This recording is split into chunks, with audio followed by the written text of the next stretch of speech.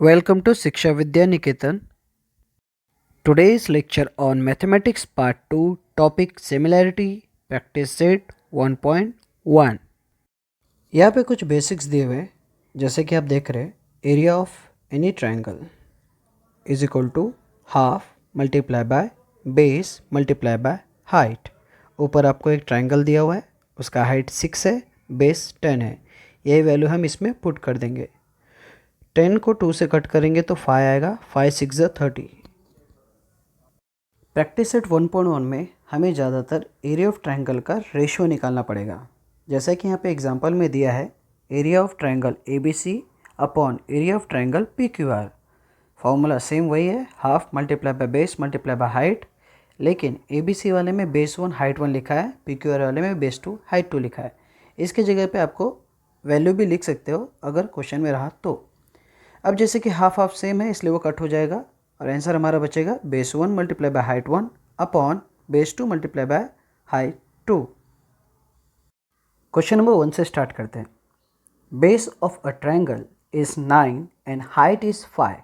एक ट्रायंगल दिया है जिसका बेस है 9 और हाइट है 5। Base of another triangle is 10 and height is 6। एक दूसरा ट्रायंगल जिसका बेस 10 और हाइट 6 होगा। Find the ratio of areas of this triangle. तो दोनों का रेशियो हमें पता करना है। जैसा कि इन्फॉर्मेशन दिया है उस हिसाब से डायग्राम इस तरह होंगे। पहले वाले को हम A1 मानते हैं और दूसरे वाले ट्रायंगल को हम A2 नाम दे देते हैं।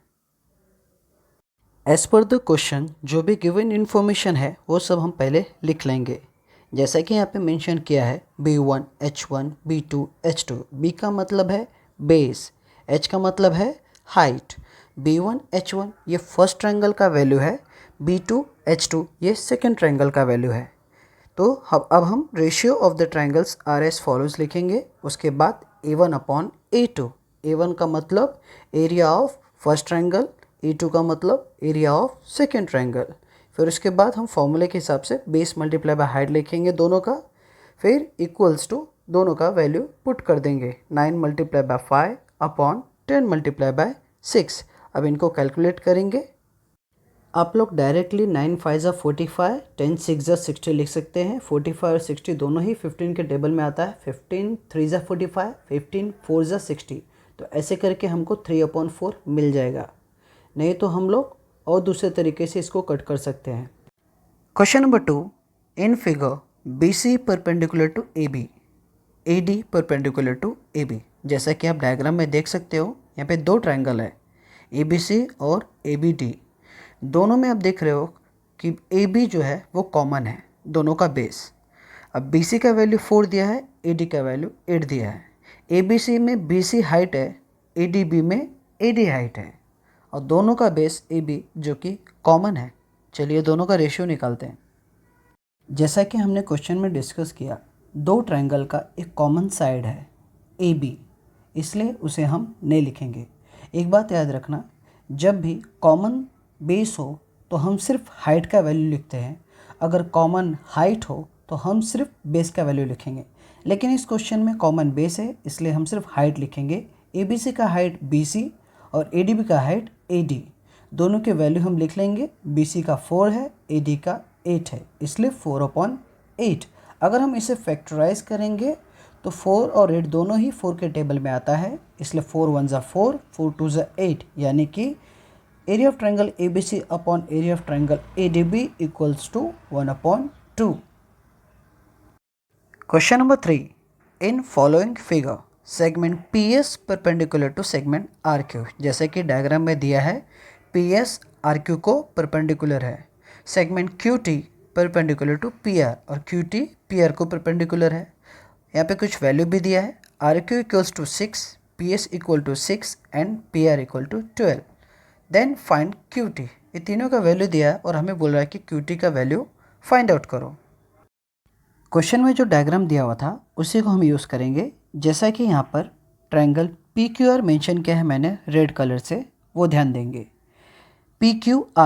PQR में हाइट हमारा PS, बेस हमारा QR है। तो area of triangle PQR equals to half multiply by base QR multiply by height PS। अब बेस और हाइट का वैल्यू रखने के बाद हमें एरिया ऑफ ट्रायंगल PQR का वैल्यू 18 मिल जाएगा। अब इसी डायग्राम को हम फिर से यूज़ करेंगे, फिर से पी क्यू आर को ही लेंगे, लेकिन इस बार हमारा बेस पी आर होगा और हाइट हमारा क्यू टी हो जाएगा। इस इंफॉर्मेशन के हिसाब से हमारा area of triangle P Q R equals to half multiply by base P R multiply by height Q T हो जाएगा। अब जैसे कि हमारा लेफ्ट हैंड साइड में पी क्यू आर का वैल्यू 18 आया था, उसे ही हम राइट हैंड साइड में यूज़ करेंगे। तो 18 equals to half multiply by 12 multiply by Q T. Q T का कोई वैल्यू नहीं है, इसलिए उसे एज इट इज़ लिख देंगे। अब सेकेंड वाले लाइन में 12 को 2 से कट करने के बाद हमें 6 मिलता है, इसलिए 18 equals to 6 multiply by Q T. 6 Q T के साथ मल्टीप्लाई कर रहा है, तो उसे लेफ्ट हैंड साइड में डिवाइड करने के लिए भेज देंगे। तो 18/6 होने के बाद क्यू टी इक्वल्स टू 3 हो जाएगा।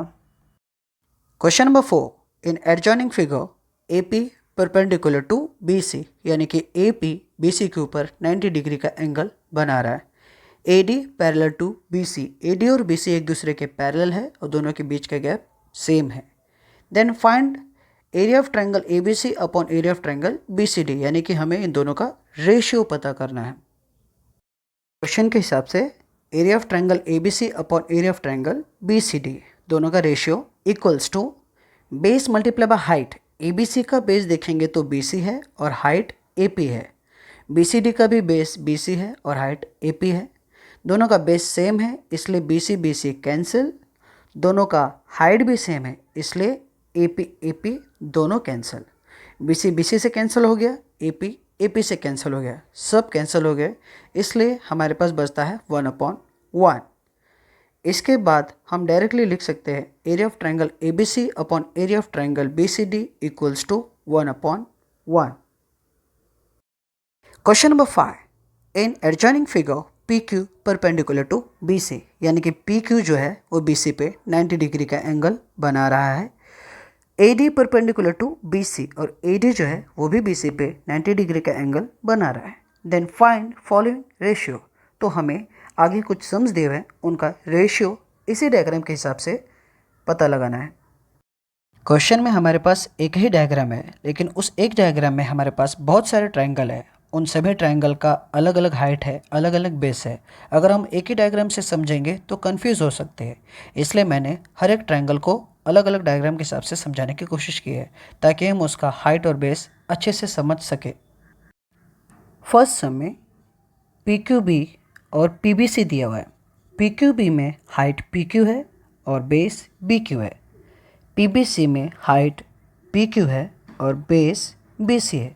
दोनों का ही हाइट कॉमन है, इसलिए हम area of triangle P Q B upon area of triangle P B C equals to base Q B multiply by height P Q upon base B C multiply by height P Q cancel, तो Q B upon B सी।